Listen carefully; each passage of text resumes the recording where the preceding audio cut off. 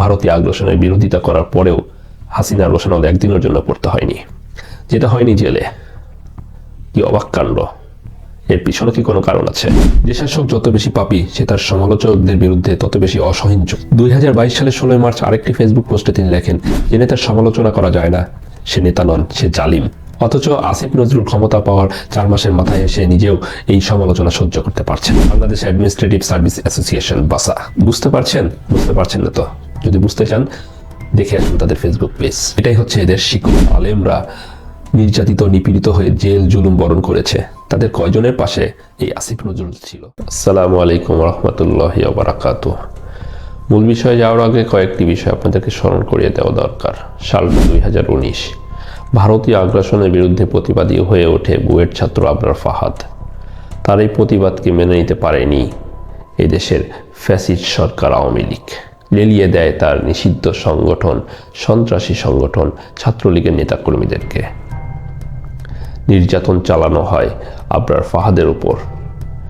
এই নির্মম নির্যাতন সহ্য করতে না পেরে মৃত্যুর কোলে ঢলে পড়ে আবরার ফাহাদ। শহীদী মৃত্যুবরণ করে আবরার ফাহাদ। এখানেই শেষ নয়। 2021 সাল, ভারতের সাম্প্রদায়িক প্রধানমন্ত্রী নরেন্দ্র মোদীর বাংলাদেশ সফরের বিরোধিতা করে এদেশের সাধারণ জনগণ রাজপথে নেমে আসে। সঙ্গে ছিল আলেম সমাজও। এটাও বরদাস্ত করতে পারেনি ফ্যাসিস্ট হাসিনা সরকার। লেলিয়ে দেয় তার পেটুয়া পুলিশ বাহিনী, হেলমেট বাহিনী ও নিষিদ্ধ সন্ত্রাসী সংগঠন ছাত্রলীগের নেতাকর্মীদেরকে। সাধারণ জনগণ এবং আলেম সমাজের উপর চালানো হয় অকথ্য নির্যাতন। রক্তাক্ত হয় রাজপথ, রক্তাক্ত হয় দেশের জাতীয় মসজিদ বায়তুল মোকাররম। এছাড়া মতিঝিলে শাপলা চত্বরের সামনে থেকে আলোচিত আলেম মাওলানা রফিকুল ইসলাম মাদানীকে পুলিশ ঘাড় ধরে টেনে হিঁচড়ে অকথ্য ভাষায় গালাগালি করতে করতে গাড়িতে ওঠায়। একই সালে আরেক বরেণ্য আলেম মামুনুল হককে মিথ্যা অভিযোগ এনে গ্রেপ্তার করা হয়। মূলত তার ভারত বিরোধীময় যে বক্তব্যগুলো, এগুলো সহ্য করতে না পেরে তাকে মিথ্যা মামলায় গ্রেপ্তার করা হয়। আরেকজন ব্যক্তিও আছেন যাকে বিগত বছরগুলোতে আমরা ভারতীয় আগ্রাসনের বিরুদ্ধে সরব থাকতে দেখেছি। তিনি ঢাকা বিশ্ববিদ্যালয়ের আইন বিভাগের অধ্যাপক ডক্টর আসিফ নজরুল। কিন্তু আশ্চর্যজনক হলো সত্য, আলেমদেরকে, ছাত্রদেরকে হত্যা করা হলো, এদেরকে নির্যাতন করা হলো, জেল জুলুম করা হলো। কিন্তু আসিফ নজরুল ভারতীয় আগ্রাসনের বিরোধিতা করার পরেও হাসিনার রোশানল একদিনের জন্য পড়তে হয়নি। যেটা হয়নি জেলে। কি অবাক কাণ্ড! এর পিছনে কি কোনো কারণ আছে? এবার আসা যাক আসল ঘটনায়। সাংবাদিক ইলিয়াস হোসেন সৎ, নির্ভীক, বস্তুনিষ্ঠ সংবাদ উপস্থাপনকারী একজন সাংবাদিক। সত্য বস্তুনিষ্ঠ সংবাদকে বড়ই ভয় পেতেন শেখ হাসিনা, যার কারণে তার রোশানলে পড়ে এ দেশ ছাড়তে বাধ্য হয়েছিল সাংবাদিক ইলিয়াস সহ আরো অনেক সাংবাদিক। এই সাংবাদিক ইলিয়াস এখন কেন আসিফ নজরুলের সমালোচনা নিয়ে ব্যস্ত? তার কতগুলো কারণ আছে। তার মধ্যে উল্লেখযোগ্য কারণ হচ্ছে বিডিআর হত্যাকাণ্ডের বিচার। বিডিআর হত্যাকাণ্ডের পরে যে সকল জওয়ানদেরকে মিথ্যা মামলায় গ্রেপ্তার করা হয়েছিল, তাদের মধ্যে কাউকেও এখন পর্যন্ত ছাড়ার বা খালাস দেওয়া বা মামলা প্রত্যাহার করার কোনো ব্যবস্থা এই আসিফ নজরুল এখনো গ্রহণ করেনি। এই হত্যাকাণ্ড যে পুরোপুরি ভারতের ইন্ধনে হয়েছিল তা অনেকটা নিশ্চিত। কিন্তু কেন হচ্ছে না এর সঠিক বিচার? এখনো কোনো কমিশন গঠন হয়নি এই হত্যাকাণ্ডের বিচার সম্পূর্ণ করার জন্য। প্রত্যক্ষদর্শী সহ শহীদ হওয়া সেনা, বিডিআরের স্বজনরা অভিযুক্তদের নাম সরাসরি উল্লেখ করার পরেও কেন এদের বিরুদ্ধে ব্যবস্থা গ্রহণ করা হচ্ছে না? কিন্তু এই 4 মাসে আসিফ নজরুলের এই কাজটাই করার দরকার ছিল সর্বপ্রথম। সেটা তো করেইনি, বরং যারা এই বিপ্লবের সাথে যাদের কোনো ন্যূনতম সংশ্লিষ্টতা নাই, ইসলাম বিদ্বেষী ফারুকিদের ধরে ধরে সেই উপদেষ্টা বানাতে খুব ব্যস্ত।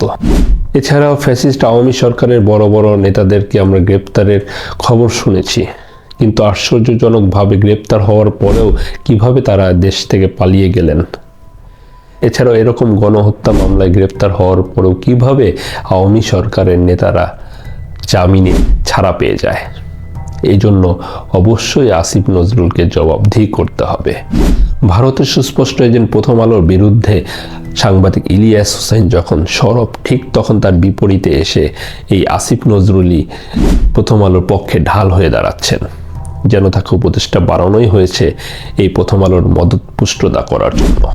গত 15-16 বছর ধরে দেশের বাইরে থেকেও এই সকল সাংবাদিক ইলিয়াসরা দেশের মানুষকে এই সকল ফ্যাসিজমের বিরুদ্ধে সজাগ থাকতে সাহায্য করেছে। কিন্তু এই সকল আসিফ নজরুলরা ক্ষমতা পেলে দেশের জনগণের হৃদয় জয় করার কথা বললেও যখন ক্ষমতা পেয়ে যায় তার 4 মাস পার হয়ে গিয়েছে, কিন্তু এখনও তারা দেশের মানুষের হৃদয় জয় করা তো দূরের কথা, বরং তাদের কাজ দেখে মনে হচ্ছে তারা ভারত এবং হাসিনা রেখে যাওয়া যে এজেন্ডা, এই এজেন্ডা বাস্তবায়ন করতে তার প্রতিযোগিতা শুরু করে দিয়েছে। হায় আল্লাহ, আমার খালি আমি যদি কোনোদিন কোনো মন্ত্রণালয় বা কোনো দেশ পরিচালনার দায়িত্ব পেতাম, আমি জানি না আমি চেঞ্জ হবো নাকি ভবিষ্যতে, বা যদি পেতাম, জীবন দিয়ে কাজ করতাম খালি মানুষের হৃদয় জয় করার জন্য। মানুষের হৃদয় জয় করা মানে আল্লাহর হৃদয় জয়।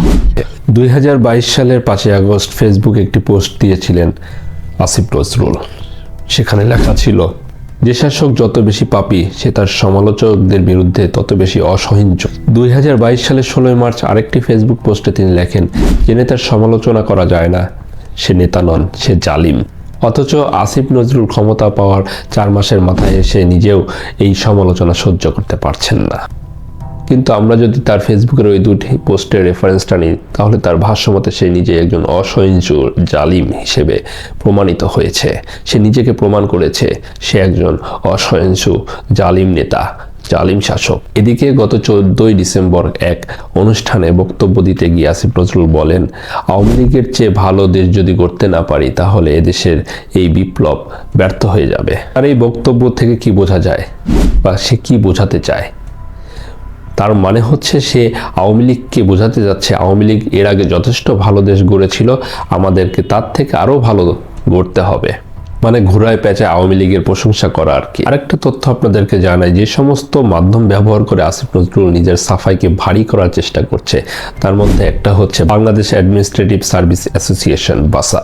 বুঝতে পারছেন না তো? যদি বুঝতে চান দেখে আসুন তাদের ফেসবুক পেজ। এটাই হচ্ছে এদের শিকড়। ছাত্রনেতারা দাবি করছে আসিফ নজরুলকে তারা সবসময় কাছে পেয়েছে। তাহলে আমার প্রশ্ন হচ্ছে, ভারতীয় আগ্রাসনের বিরুদ্ধে কথা বলায়, প্রতিবাদ করায় যে সমস্ত আলেমরা নির্যাতিত নিপীড়িত হয়ে জেল জুলুম বরণ করেছে, তাদের কয়জনের পাশে এই আসিফ নজরুল ছিল? আশা করি আসিফ নজরুলকে নিয়ে এই প্রশ্নগুলোর উত্তর আপনারাও খোঁজার চেষ্টা করবেন। আল্লাহ হাফেজ।